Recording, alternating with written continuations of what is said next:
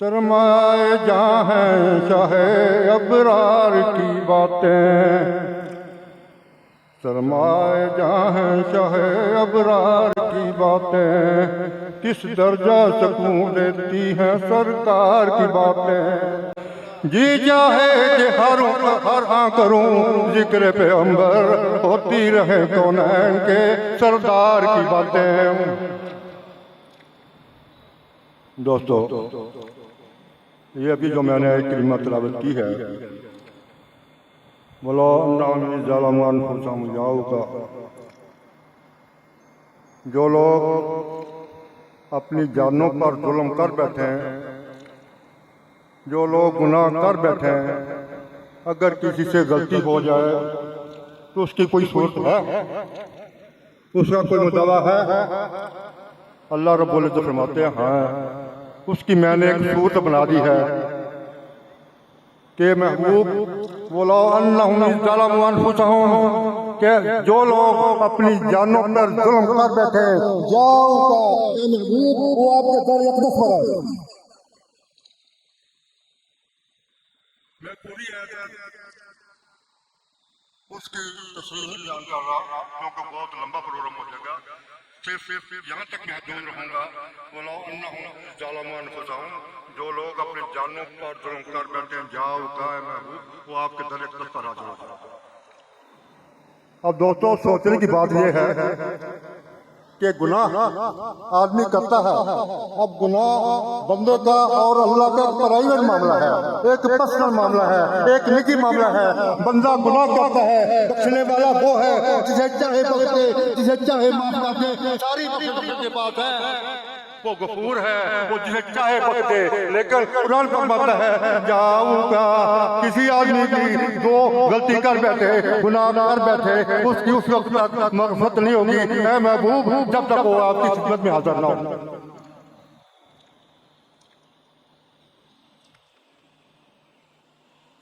دوستو،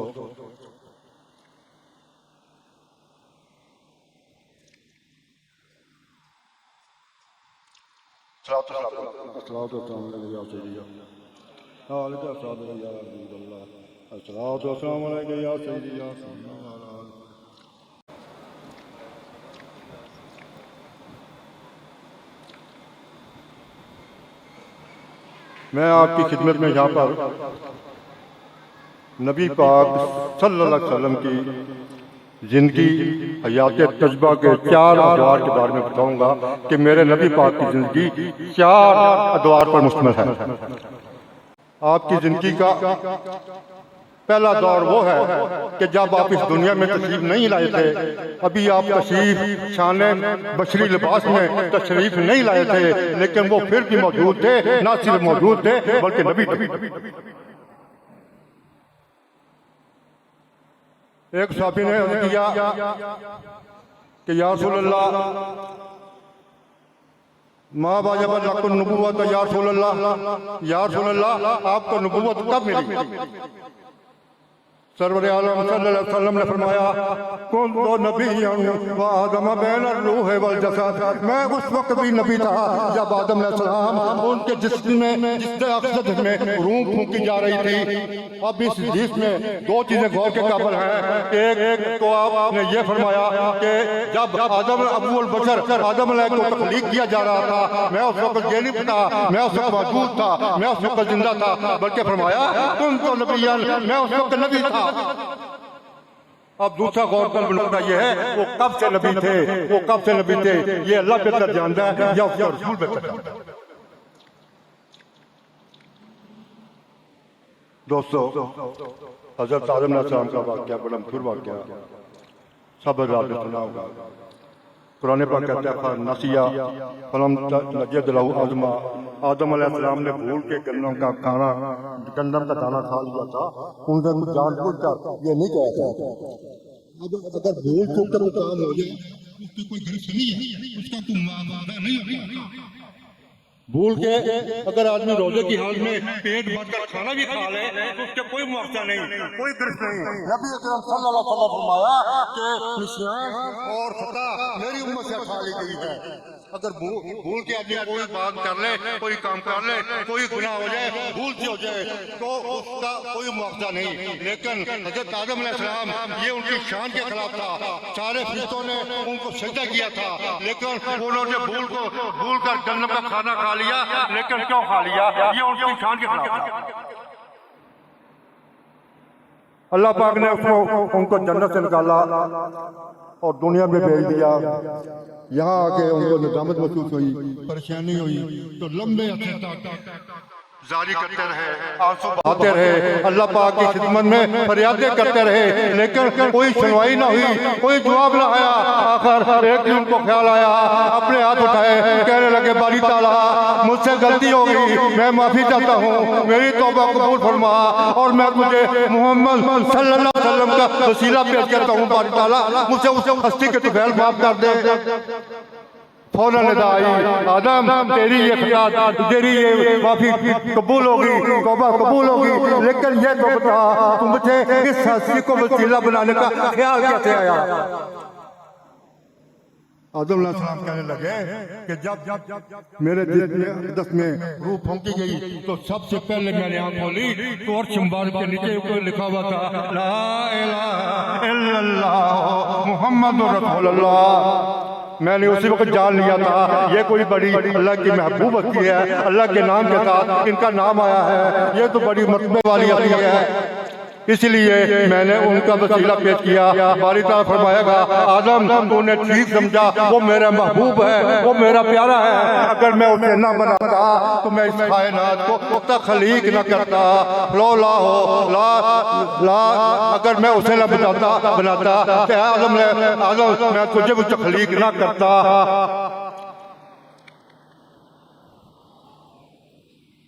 اللہ پاک نے یہ جو کائنات بنائی، محبوب کا وسیلہ بنایا، یہ آپ کی اس زندگی کا واقعہ ہے جب آپ کی دنیا میں تشریف نہیں لائے تھے،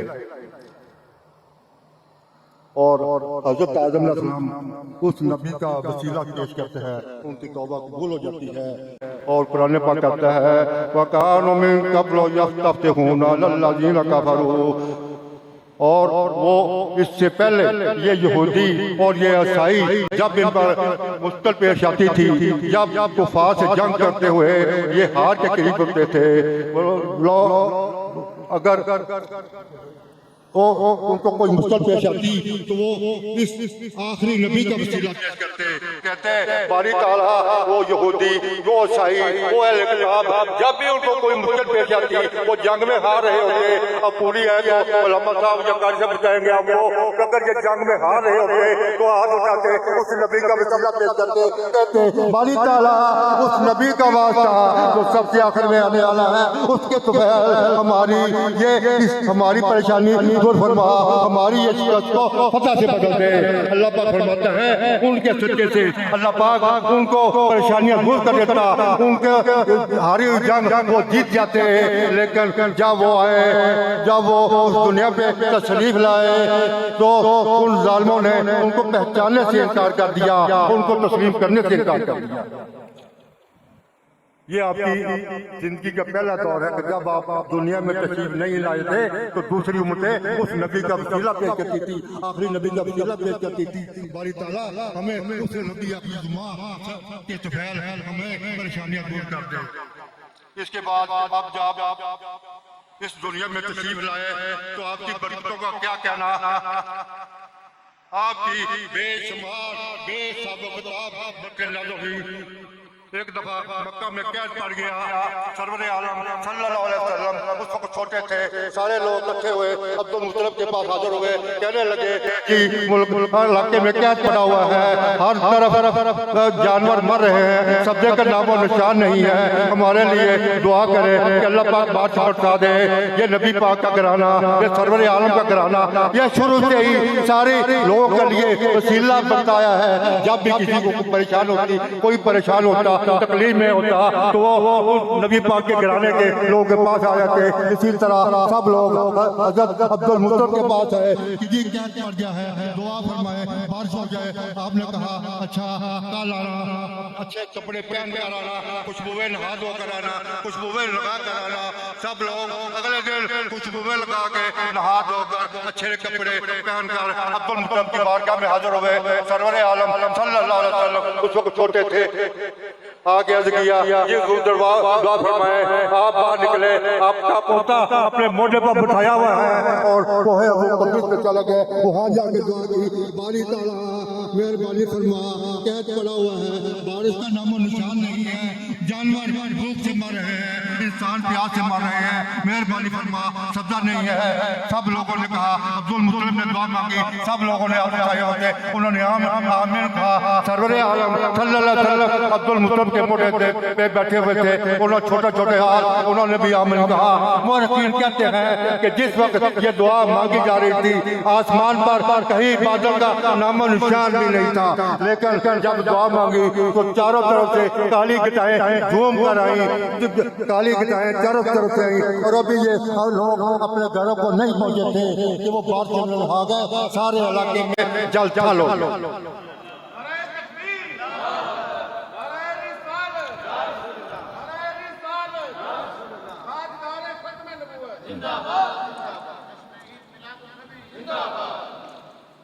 یہ تو سرور عالم صلی اللہ علیہ وسلم کے بچپن کا واقعہ ہے. اسی طرح کا ایک واقعہ مدینہ شریف میں آپ خطبہ جمعہ دے رہے تھے کہ ایک صحابی اٹھے، یا رسول اللہ مدینہ میں قحط پڑا ہوئے ہیں، بارش کا نام و نشان نہیں ہے، جانور پیاس سے مر رہے ہیں، دعا فرمائے کہ اللہ تعالیٰ رحمت عطا فرمائے. آپ نے دعا فرمائی. مورخین لکھتے ہیں کہ جب آپ دعا فرما رہے تھے تو آسمان پر تھیلی کے برابر بھی بادل کا ٹکڑا نہیں تھا، لیکن ابھی آپ دعا فرما ہی رہے تھے کہ چاروں طرف سے کالے بادل جھوم کے گھٹائیں جھوم کے آئی. یہ سب لوگ جمعے کے بعد ابھی گھروں پہ نہیں پہنچے تھے کہ بارش شروع ہو گئی، موسلادھار بارش شروع ہوگی، حتیٰ کہ اتنی بارش ہوئی کہ پورا ہفتہ بارش ہوتی رہی. لوگ پریشان ہو گئے. اگلے جمعے آپ پھر خطبے کے لیے اٹھے تو وہی صحابی نے کیا، یا رسول اللہ آپ بارش بخش کرے، بارش میں ہمارے ندی گھروں کے گلیوں بازاروں میں ندی نالے چل گئے ہیں، ہمارے مکان گر رہے ہیں، یہ مہربانی فرمائے کہ بارش ختم کر دے. آپ نے دعا فرمائی، اللہ پاک نے بارش ختم کر دی. سرور عالم صلی اللہ علیہ وسلم ان کے بے شمار واقعہ ہیں کہ وقت کی تنگی کی وجہ سے ایک بعد واقعہ بتا کے میں آگے چل رہا ہوں. ایک نبینا حضور یا رسول اللہ میری آنکھیں نہیں ہیں، دعا فرمائے کہ میری آنکھیں آ جائیں. آپ نے فرمایا کہ اگر تم صبر کرو تو تمہارے لیے زیادہ بہتر ہے، تمہیں زیادہ درجے ملے. وہ کہنے لگا جی میرا کوئی بھی نہیں ہے، میں محتاج ہوں، میں چل پھر نہیں سکتا، مجھے کو آگے پیچھے لے جانے والا نہیں ہے، میرے لیے دعا کرے.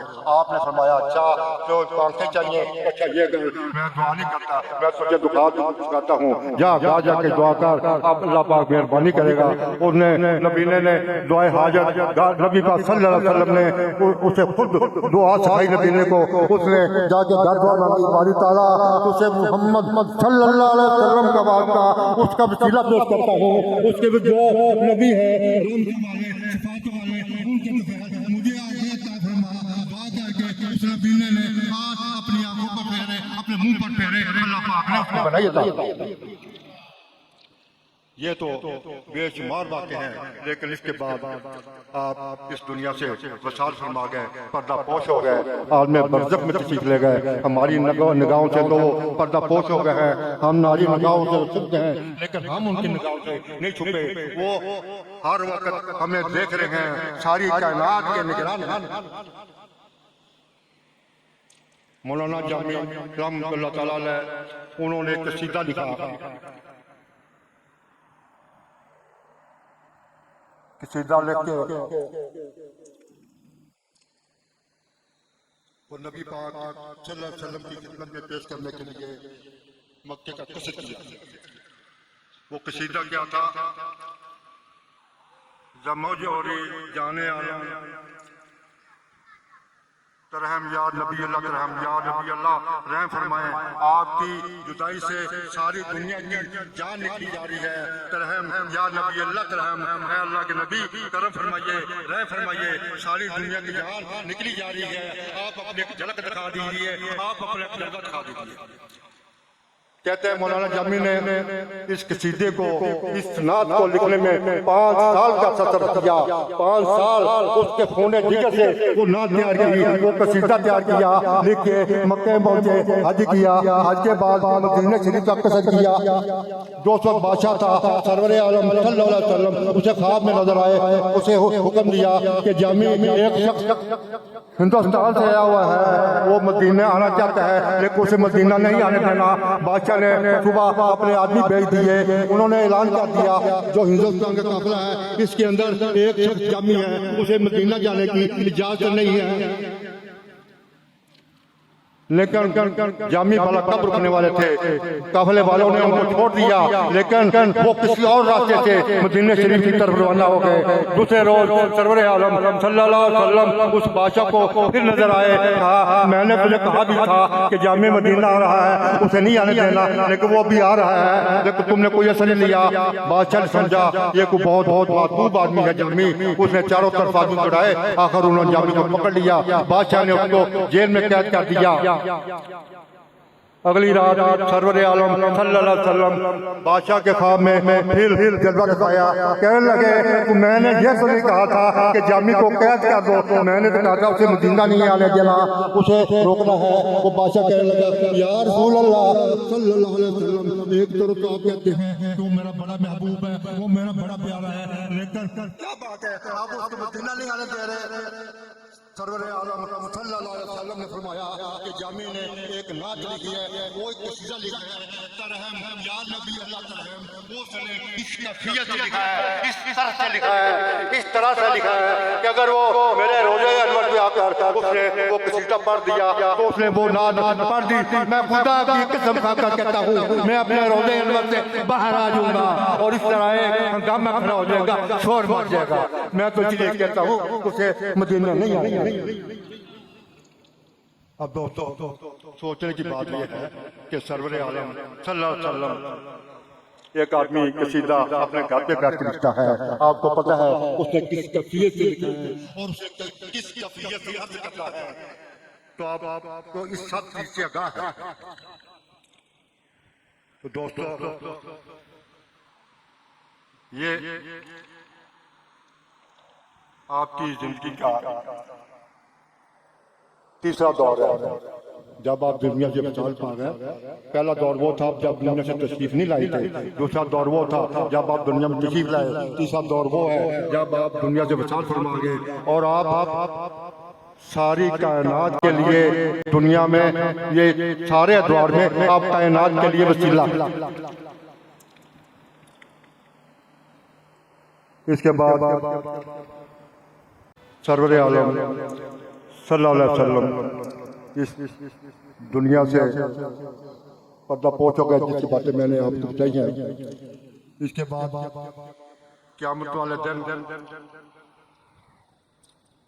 نبی پاک جب قیامت برپا ہوگی سرور عالم صلی اللہ علیہ وسلم فرمایا کہ قیامت والے دن جب لوگ اٹھائے جائیں گے تو سب سے پہلے اٹھنے والا میں ہوں گا, اور جب سب لوگ وفد بن کر اللہ کے دربار میں جائیں گے تو ان کی قیادت کرنے والا میں ہوں گا, اور جب سب کی زبانیں گونگ ہو جائیں گی اللہ کے دربار میں تو ان کی وکالت کرنے والا ان کا خطیب میں ہوں گا. اور جب وہ پریشان ہوں گے, ان کو مایوسیوں کے اندھیرے چھائے ہوئے ہوں گے تو ان کی شفاعت کرنے والا میں ہوں گا. سرور عالم صلی اللہ علیہ وسلم جب ان کی امت الصراط گزر رہی ہوگی تو آپ پیچھے کھڑے ہوگے رب سلم کی صدائیں لگا رہے ہوگے. باری تعالیٰ ان کو سلامتی سے گزر جانے دے, باری تعالیٰ ان کو آرام سے گزر جانے دے. تو حضرت امام محمد رضا خان انہوں نے اس کس طرح جان کیا ہے, رضا کل سے اب حجت کرتے گزریے کہ صدا رب سلم ہے اے رب سلم خدائے محمد کے سرور عالم صلی اللہ علیہ وسلم نے فرمایا اس کے بعد اللہ پاک اپنے عرش کے جب در ہوگا مجھے اپنے عرش کے دائیں طرف کھڑا ہوگا مجھے اپنے عرش کے اللہ پاک دائیں طرف کھڑے گا اور ساری کائنات میں آج تک اپنا مقام کسی کو نہیں ملا میں اللہ پاک کے عرش کے دائیں طرف کھڑا ہوگا اب لوگوں دوستوں سوچنے کے مقام یہ ہے اللہ پاک یہ سارا ہنگامہ محشر کس لیے برپا کیا جائے گا اللہ پاک کو سب علم ہے جو نیک ہے جو بد ہے اس کے علاوہ کرام الکاتبین ہیں وہ ہمارے اعمال لکھ رہے ہیں ایک نیکیاں لکھ رہا ہے ایک گناہ لکھ رہا ہے اگر سے جزا کا مسئلہ ہوتا تو کسی جو نیکیاں کی ہے وہ جنت میں چلا جاتا جس نے گناہ کیے ہیں وہ دوزخ میں چلا جاتا لیکن یہ ہنگامہ محشر اللہ پاک میں اس لیے برپا کیا ہے اپنے نبی کی عظمت کو اجاگر کرنے کے لیے ساری مخلوق یہ جان لے کہ میرے نبی کی عظمت کیا ہے اللہ پاک مجھے اور آپ کو ان کا وسیلہ نصیب فرمائے وآخر دعوانا الحمدللہ